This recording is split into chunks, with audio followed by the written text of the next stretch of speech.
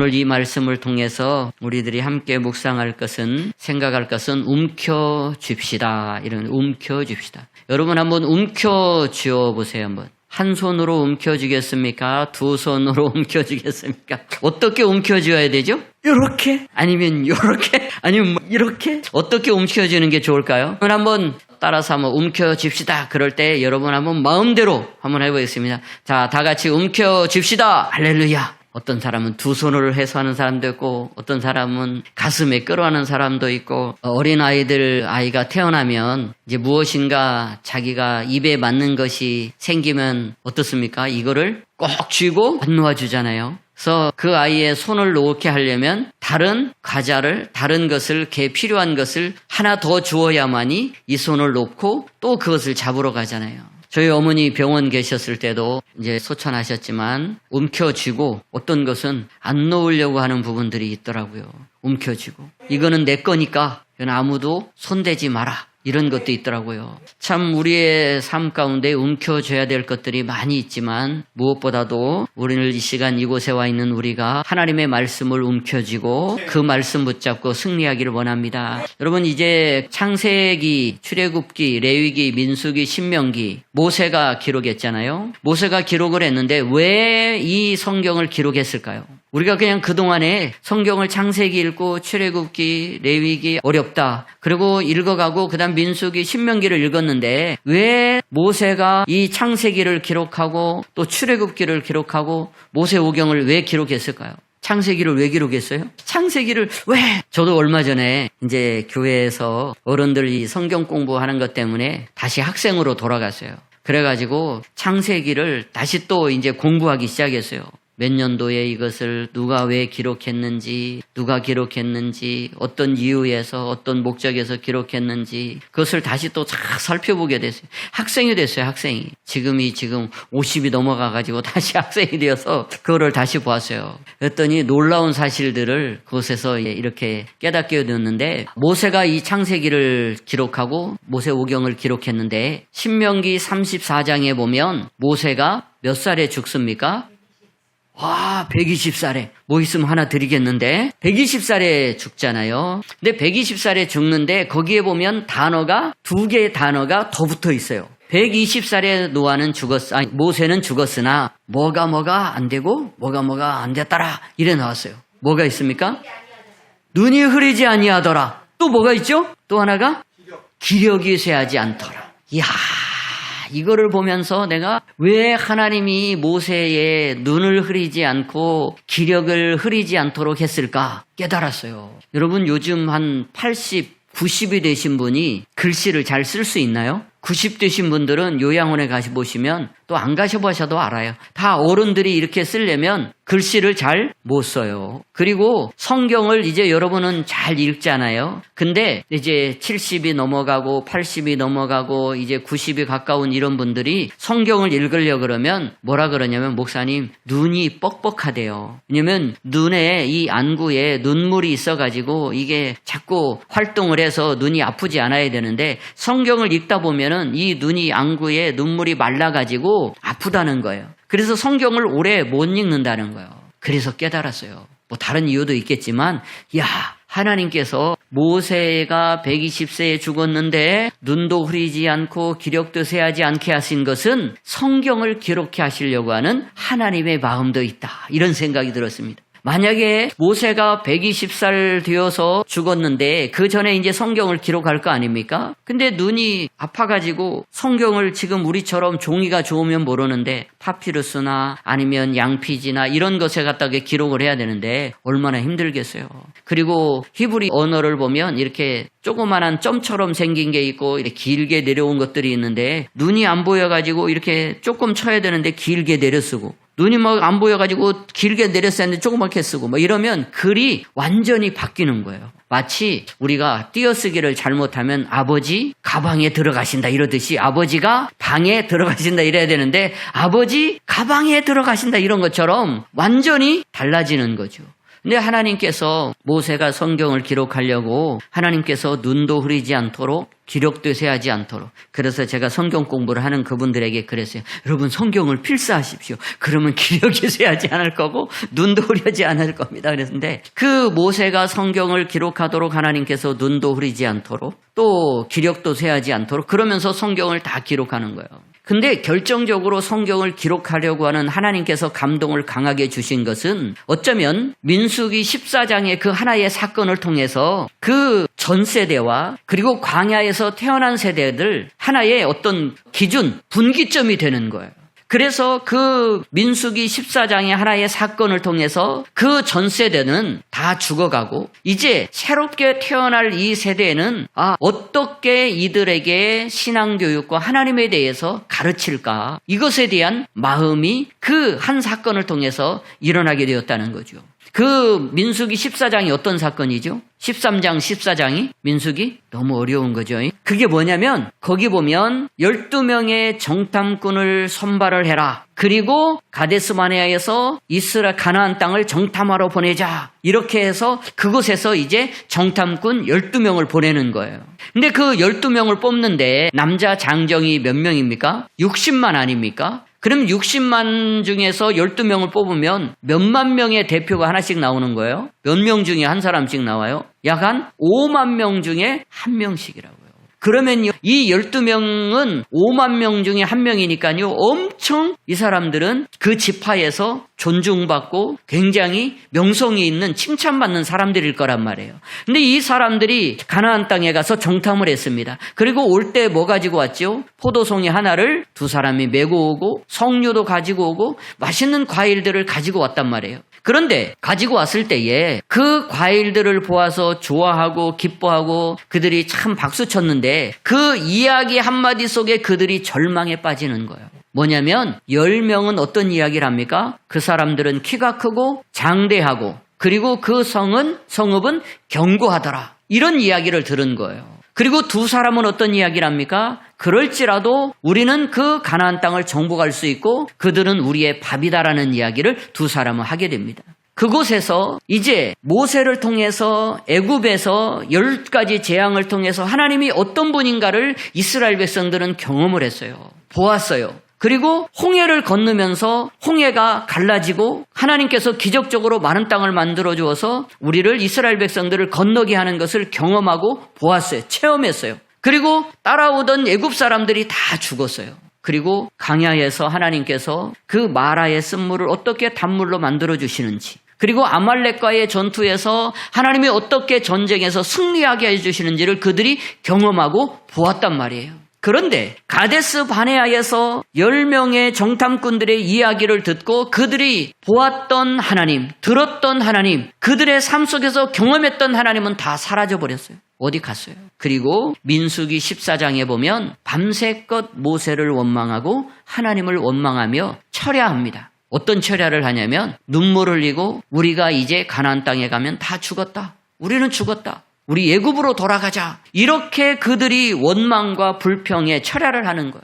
그래서 결국 그 전 세대, 그 세대는 하나님의 기적을 보았고 하나님께서 어떻게 역사하는지도 보았어요. 그리고 그것을 체험하기도 했다고요. 스스로 그들이. 그런데 그들 속에는 뭐가 없었냐면 하나님의 말씀이 없었다는, 하나님의 말씀이 그들이 없었다는 거예요. 그래서 그 사건을 통해서 하나님께서 모세의 마음속에 강하게 준 것은 저들에게 말씀을 줘야 되겠다는 것. 하나님이 어떤 분인가를 다시 말씀으로 저들에게 기록해 줘야 되겠다. 그리고 하나님이 어떻게 우리를 사랑하고 계시는지 말씀으로 기록해 줘야 되겠다. 그리고 저 가나안 땅에 들어갔을 때에 하나님이 어떻게 이 땅에서 우리를 사랑하셔서 어떻게 전쟁을 하시고 싸움을 하시는지를 저들에게 말씀을 통해서 기록해 줘야 되겠다. 그래서 성경을 기록한 거예요. 전 세대는 말씀이 없는 세대로 그들은 어쩌면 그냥 하나님의 기적을 경험하고 하나님의 역사를 경험하고 하나님의 모든 것을 보았지만 말씀이 없었기에 그들은 뿌리가 없는 나무처럼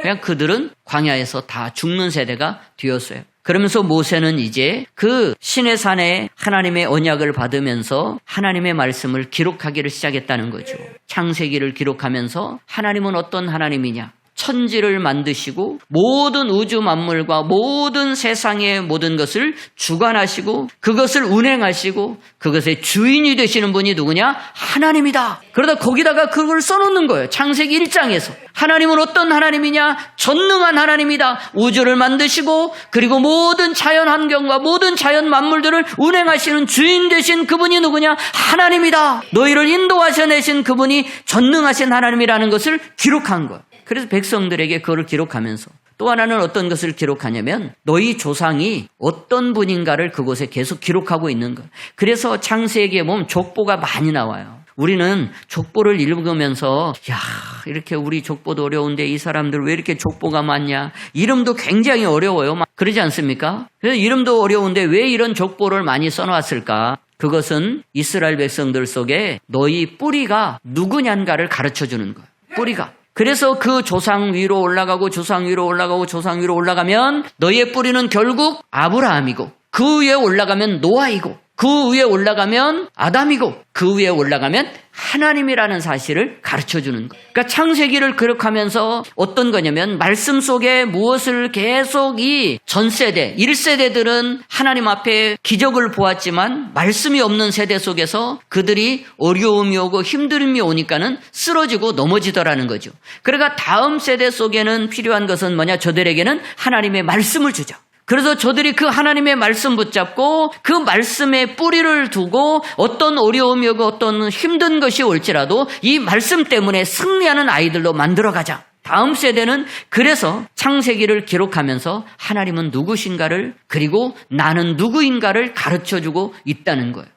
바로 하나님께서 창세기를 통해서 하나님은 전능하신 하나님이지만 우리는 그 하나님의 사랑을 받고 있는 우리 모두다라는 사실을 기억하라는 겁니다. 하나님이 광야에 너희를 인도해서 너희를 광야에서 죽게 하고 저 가나안 땅에서 죽게 하는 우리를 버린 하나님이 아니라 우리를 끊임없이 사랑하시고 끊임없이 우리를 위해서 길을 만드시고 축복을 만들어 놓으신 하나님이라는 것을 너희도 알라는 것을 그들에게 알려주기 위해서 성경을 기록했다는 겁니다. 창세기를 기록하고 출애굽기를 기록하고 그러면서 그곳에 기록한 것이 뭐냐면 언약에 대한 말씀을 하고 있습니다. 언약은 바로 뭐냐면 약속이죠. 약속. 당시에 언약을 맺을 때는 어떤 거냐면 짐승 한 마리를 잡아서 그 짐승 한 마리를 이렇게 반절을 쪼개요. 딱 쪼개서 이제 피가 이 가운데 흥건하게 고일 거 아닙니까? 그러면 이 한 사람이 약속하는 사람과 또 약속받는 두 사람이 양쪽으로 서서 한 번씩 이 짐승 쪼개진 사이를 사람이 지나가는 거예요. 그러면서 어떤 거를 하냐면 이 약속을 어길 때에는 누구든지 어기는 사람은 이 짐승이 쪼개서서 죽은 것처럼 우리도 죽을 거다. 그 목숨을 내놓는 그 자기의 생명을 내놓고 하는 것이 언약이에요. 그래서 아브라함과 창세기 15장에서 그리고 하나님과 언약하는 것은 바로 그거였어요. 짐승을 아브라함이 잡아옵니다. 소를 잡아오고 양을 잡아오고 그러면서 그것을 쪼개놓죠. 그러면서 하나님이 그 쪼갠 사이를 지나갑니다. 그래서 아브라함이 지나가려고 하니까 아브라함은 멈추라고 이야기를 하죠. 이것은 하나님의 일방적인 언약, 일방적인 약속을 해주는 겁니다.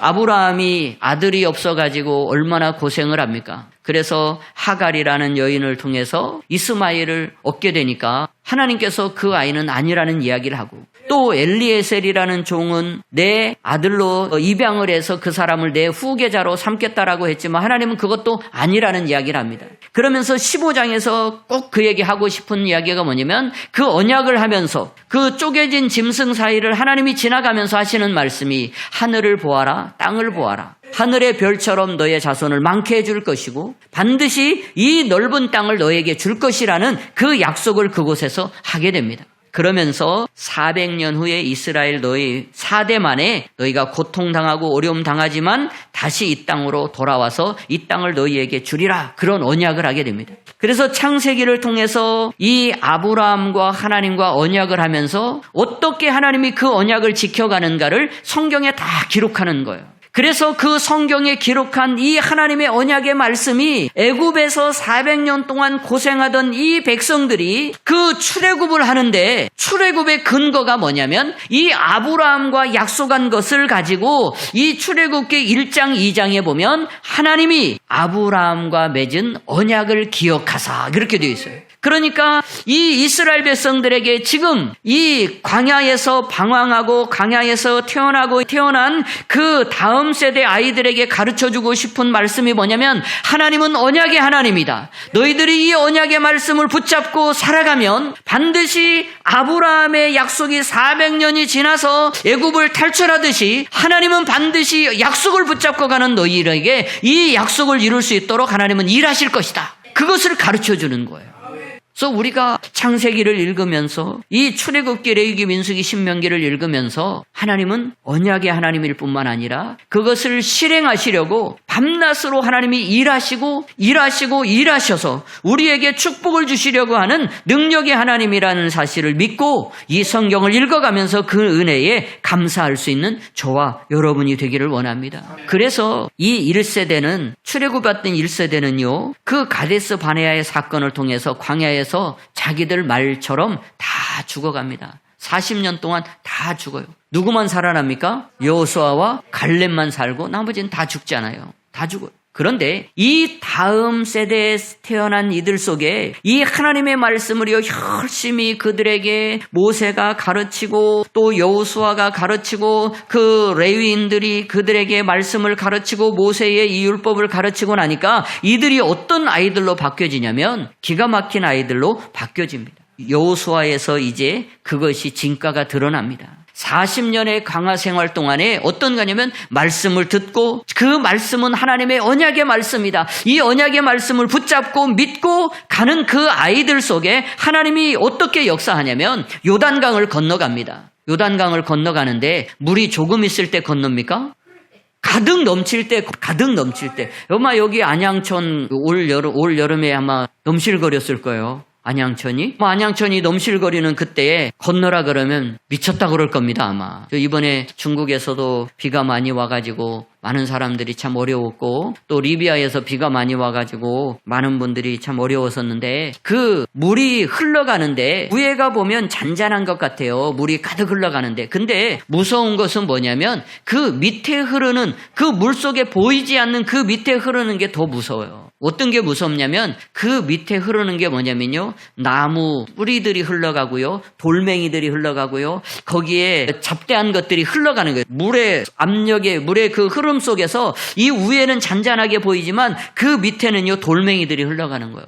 그래서 사람이 그 빠르게 흐르는 그 물 속에 들어가서 잘못하면 넘어지고 다치는 이유가 그 안 보이는 그 속에 돌멩이가 흘러가고 통나무들이 흘러가고 이런 것 속에 다리를 치면 그냥 그 자리에서 넘어지고 죽게 되는 거예요. 흘러가게 되는 거죠.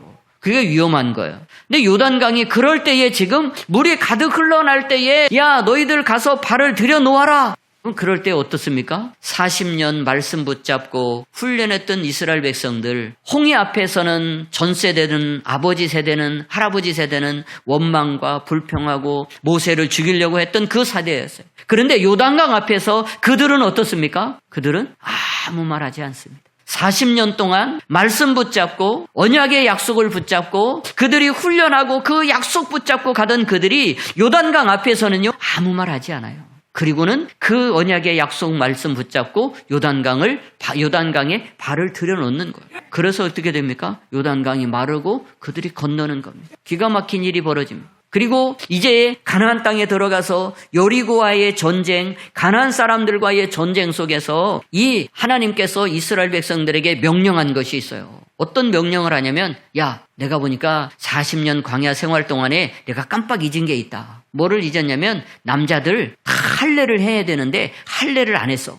그래가지고요 남자들 거의 한 3분의 2의 사람들 장정들이 다 할례를 행해야 되는 거예요. 지금은 메스가 얼마나 좋습니까? 그리고 소독약이 얼마나 좋고 그리고 약도 얼마나 좋고 그래서 항생제가 얼마나 좋고 근데 당시에 성경에 보면 뭐라고 나왔냐면요 돌로 하라고 부싯돌로 부싯돌로 하려고 그러면 수술을 했다 생각해 보세요, 여러분. 어떻게 했어요? 그게 잘 잘리겠어요? 베어지겠어요? 얼마나 힘들었겠습니까? 근데 전쟁을 앞두고 있는 이스라엘 백성들 속에 할례를 행하라고 하는 거예요. 우리가 창세기에 가보면 야곱이 세겜에서 머물다가 이제 베델이라는 곳에 가려고 하는데 그곳에 세겜 남자들이 이제 디나를 강간을 하는 사건이 벌어지니까 그 오빠들이 의견을 내고 하나의 아이디어를 낸 게 뭐냐면 이 세겜 남자들이 할례를 받아라. 그러면 이스라엘 사람들로 너희를 인정해 줄게. 그래서 세겜 남자들을 다 할례를 해요. 근데 그날 저녁에 어떤 일이 벌어지냐면 시므온과 레위가 가가지고 그 세겜 남자에 있는 모든 남자들을 다 죽이는 거예요. 왜 그렇습니까? 수술을 해놨으니 움직일 수가 있어야죠. 안 그래요? 자, 수술을 해놓은 이스라엘 백성들 전쟁을 해야 됩니다. 전쟁을 해야 되는데 어떻게 해야 돼요? 우리 꼬맹이, 우리 이제 옛날에 보니까는 걸음을 이렇게 엄청 힘들으니까 아프니까 엄청 어우적어우적 걸어가요. 다 큰 어른이 지금 같은 그 잘 발달된 의술로 해도 힘든데 당신은 그렇지 않은 부싯돌로 해놓은 남자들이 전쟁을 앞두고 얼마나 힘들겠어요. 그런데 이스라엘 백성들은 아무 말 하지 않습니다. 그곳에 뭐합니까? 순종하는 거예요. 전쟁을 앞두고도 승전. 보세요. 또 여리고성 앞에 섰습니다. 여리고성을 무너뜨려야 돼요. 근데 하나님이 명령하는 게 뭡니까? 하루에 한 바퀴 돌고 그 다음에 마지막 날은 7바퀴를 돌아가는 게 아니에요? 그게 무슨 전쟁이에요? 전쟁을 하려면 활을 쏘든지 아니면 군사력이 많든지 이렇게 돼야 되는데 모든 백성이 나가서 하루에 한 바퀴 돌고 와서 쉬는 거예요. 그게 전쟁이에요. 근데 그 백성들이 어떻습니까? 그 이야기를 하나님의 눈을 다 순종하는 거예요. 아무도 말하지 않습니다. 그들이 아버지 세대 속에는 하나님의 기적도 보았어요. 하나님의 하시는 역사도 그들이 체험했어요. 그들이 들었어요. 그런데 다음 세대 속에서는 그 홍해 건너는 것도 보지도 못했어요. 마라의 쓴물도 보지도 못했어요. 그러나 그들은 이 하나님의 기록되어진 모세를 통해서 기록되어진 이 말씀 한 말씀을 그들은 붙잡게 되었고 그 붙잡은 말씀을 40년 동안 이 말씀으로 훈련하고 또 훈련하고 믿음으로 그것을 순응해 갈 때에 또와서의 기적과 같은 역사들이 그들의 삶 속에 펼쳐지게 되었고 하나님이 싸우시게 되고 하나님이 그들 속에 승리를 안겨주시더라는 겁니다. 가나안 땅에서 이스라엘 백성들이 싸움을 했지만 이 전쟁은요 이미 하나님께서 승리해 놓으신 전쟁이에요. 어떠냐면 노아 할아버지가 배를 만들지 않습니까? 배를 만들 때에 하나님을 대적하던 사람들을 하나님이 어떻게 죽이시는 건지를 이 기록된 성경을 보는 거예요. 아, 하나님을 대적하던 백성들은 하나님이 죽이시는구나. 노아가요 한 명도 안 죽였어요. 노아가 그냥 하나님이 노아의 방주의 문을 닫으셨을 뿐인데 하나님이 그들을 다 진멸하셨다는 것. 아, 그렇구나. 하나님의 약속의 말씀을 붙잡고 우리가 나아가면 노아 시대 때 하나님을 반항했던 사람들을 다 하나님이 진멸하시듯이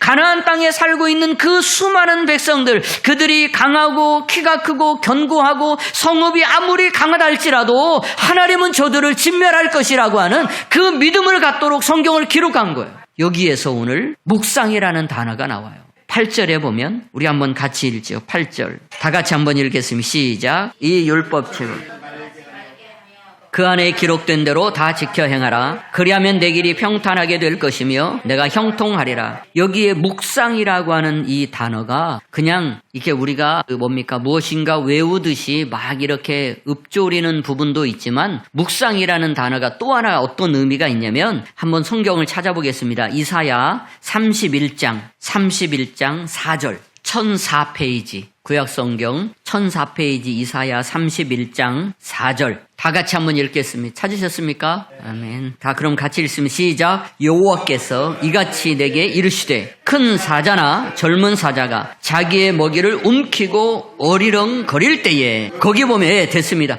거기 보면 큰 사자나 젊은 사자나 자기의 먹이를 움키고 으르렁거릴 때 이게 묵상이에요. 움키고 으르렁거리는 것이 묵상이에요. 사자가 자기가 잡은 고기를 뺏기지 않기 위해서 어떻게 했어요? 필사적으로 움키고 으르렁거리는 거예요. 뺏기지 않으려고.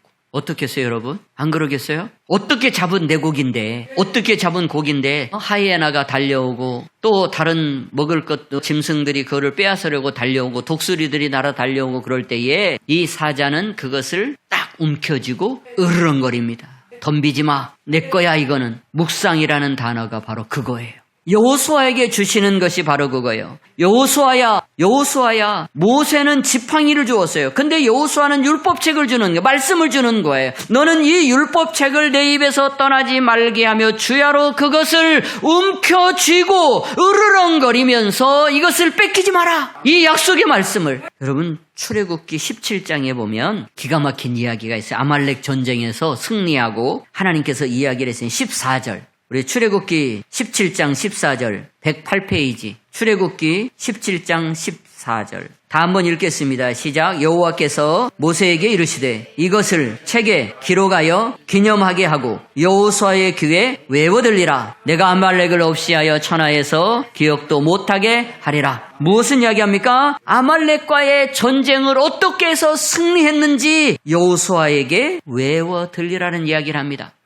여호수아는 그 말씀을 붙잡고 몇 년을 옵니까? 40년을 살아가는 거예요. 40년. 그래서 그 움켜쥐고 으르렁거리면서 이 말씀을 빼앗기지 않으려고 끊임없이 몸부림치는 거예요. 그래서 이 여호수아서 1장부터 24장까지 가면서 실수도 하고 넘어지기도 하지만 여호수아는 끊임없이 이 약속의 말씀을 뭡니까? 움켜쥐고 으르렁거리고 모든 이스라엘 백성들도 그 가나안 땅을 정복하는 동안에는 이 말씀을 움켜쥐고 으르렁거리면서 뺏기지 않으려고 그들은 말씀을 붙잡고 가는 거예요. 우리가 살아갈 때에 우리도 필요한 것이 바로 이거예요. 오늘도 이곳에 와서 기도하고 말씀을 묵상하고 주일날도 말씀을 듣고 말씀을 읽을 때에 내게 주시는 한 말씀을 움켜쥐고 으르렁거리는 거예요. 사단은요 끊임없이 우리의 가슴에 와서 우리의 생각에 와서 하나님의 말씀을 빼앗아가려고 끊임없이 노력하고 있어요. 기적을 보았어요. 그리고 체험을 했어요. 그런데 말씀에 뿌리가 없을 때에 그 기적과 그 경험했던 하나님의 것들은 어느 날 사단에 의해서 넘어질 수 있다는 거예요. 그런데 말씀을 붙잡고 세워진 그 기적과 같은 하나님의 역사는 그 언약 때문에 반드시 열매가 있게 된다는 거예요. 이스라엘 백성들에게 지금 가르쳐주고 싶은 것이 모세의 마음이 그거예요. 언약의 약속을 너희들이 붙잡고 움켜쥐고 이 말씀을 믿고 나아가면 하나님은 반드시 너희들을 위해서 일하실 것이고 너희들을 위해서 축복을 만들어 놓을 것이다. 그래서 너희들이 가는 길이 평탄하게 될 것이고 형통하게 될 것이라는 이야기를 하고 있는 거예요. 저도 이제 군대 이야기를 하면 여러분 어떻게 들을지 모르겠지만 제가 군대를 제가 지금은 저도 조금 살이 쪄가지고 조금은 살이 붙은 느낌이잖아요. 근데 제가 군대에 갈 때는 그때 커트라인이 45kg 그 정도였어요. 45kg가 안 나가면 43kg, 42kg, 40kg 하면 군대 안 가는 거예요. 근데 군대 가려고 밥을 열심히 그날 점심도 먹었어요. 가서 군대를 가지고 어쨌든 그 커트라인을 넘어갔어요. 그래서 이제 가면서 기도하면서 갔는데 이제 자대 배치를 받았는데 가서 이제 교회에 가서 일을 하고 싶었는데 그 교회에 일하는 선임이 몇 개월 남으냐면 5개월이나 남은 거예요. 5개월. 엄청 많이 남은 거죠. 5개월이면. 그래서 저는 하는 수 없이 이제 연대로 떨어지고 중대로 떨어지고 저 밑으로 어쨌든 그 사단에서 제일 밑바닥까지 어쨌든 갔어요. 근데 마음 가운데에 오늘 이 약속의 말씀이 이거예요. 9절이에요. 내가 내게 명령한 것이 아니냐. 강하고 담대하라. 두려워하지 말고 놀라지 말라. 어디로 가는데 하나님 여호와가 너와 함께 하느니라. 이 약속의 말씀이에요. 그래서요 5개월 동안 이 약속 말씀 붙잡고요 엄청 기도 많이 했어요. 근무지 나가도 이거 붙잡고 기도하고 또 훈련 가도 이거 갖고 붙잡고 그리고 저녁에 보초 쓰면서도 이거 갖고 쓰고 보초 쓰면서도 상병이 엄청 하여튼 괴롭혀가지고 엄청 힘들었어요. 그 당시에는 몽둥이 막 이렇게 데모를 많이 해가지고 데모 진압한다 그래가지고 충정붕이라는 게 이렇게 입더머니 한 1m 정도 되는 게 그러다 차고 다녔거든요. 근데 내가 참 미쳤죠. 제가 철모를 이렇게 쓰고 있는데도 너 중대장 당번병 해 이랬는데 나는 못한다고 내가 지금 저 사단 군종으로 가야 되기 때문에 못한다고 그랬더니 이 충정봉으로 이 철모를 쓰고 있는데 3대를 맞았어요. 그랬더니 별이 어떻게 보이는지 그때 경험했죠. 정신이 엄청 아주 철모를 썼는데도 그걸로 3대를 맞았으니까 엄청나죠. 그래서 5개월 동안 정말 너무너무 고생 많이 했어요. 누가 훈련 나갔는데 총 잃어버려가지고 군인이 총 잃어버렸어요. 총 잃어버리면 어떻게 돼, 군인이? 그건 영창갈 정도가 아니죠. 어떻게 이 행군을 하다가 너무 지치니까 자기 총이 어디 있는지도 모르고 놔두고 간 거야. 그래가지고 다시 또 돌아가서 산 넘고 또 거울 건너가지고 총 찾으러 또 전부 가고 이런 일들이 엄청 많았어요. 근데 어떤 일이 벌어졌냐면 하나님이 이 약속의 말씀 붙잡고 언약의 말씀 붙잡고 내가 사단 군종으로 가서 일하고 있는 이 약속 하나 붙잡고 왔더니 하나님이 연대장을 믿는 사람을 보내줘요. 그리고 믿는 사람 보내줄 뿐만 아니라 이 사단 목사님하고 너무 잘하는 사람을 보내준 거예요. 그래서 연대장님이 우리 연대에 그 미친 목사가 하나 있는데 그 연대장님이 와가지고 다 회식 자리 하는데 목사 일이 나와가지고 술을 따라주는데 내가 안 맞았거든요. 그랬더니 이제 난리 난 거죠. 그런데 이런 미친 목사 하나 있으니까 언제든 데려다 쓰라고. 그래가지고 5개월 지난 후에 제가 사단으로 몇 단계를 뛰어넘어가지고 갈 수 없는 그 길을 이제 5개월 동안 몰라요. 어떻게 됐는지 모르지만 그 한 명도 어쨌든 그 신학생이라든지 뭐 신앙에 대한 부분들 이런 분들이 안 와가지고 제가 사단 군종으로 가서 나머지 군 생활을 영외에서 밥해 먹고 교회 지키고 기도하고 그러다가 왔어요. 약속의 말씀 하나 붙잡는 게 고난이 있지요. 어려움도 있어요. 정말 얻어맞을 수도 있고요.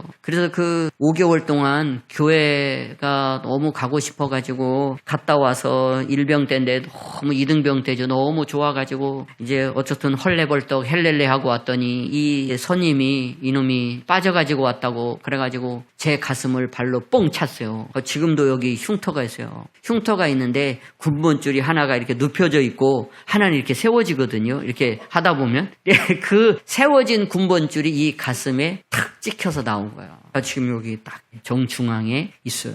군 생활하는 동안에 이 약속 하나 말씀 붙잡고요. 엄청 어려웠어요. 힘들게. 근데 결국 이 언약의 말씀은 뭐냐? 약속 주어진 이 말씀이 결국은 하나님이 이루어지도록 만들어주시는 거예요. 내 길을 형통하게 할 것이고 평탄하게 할 거다. 그래서 군대 제대하는 날이 언제인지도 몰라가지고 있다가 이놈이 너무 빠졌다 그래가지고 군장 메고 한참 돌다가 너 제대해. 이제 군대에서 제대. 그래가지고 제대해서 나왔거든요.